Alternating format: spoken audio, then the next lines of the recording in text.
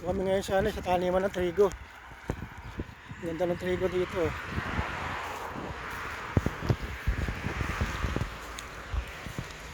Ganda ng trigo, lawak ng taniman ng trigo. Yan ang bunga ng trigo. Ganda oh.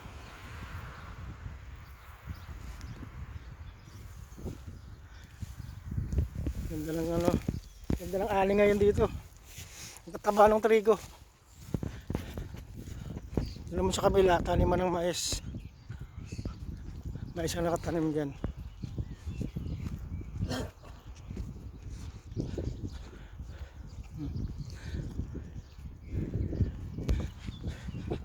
Sarap ng klima ng panahon ngayon dito. Hindi malamig, hindi mainit.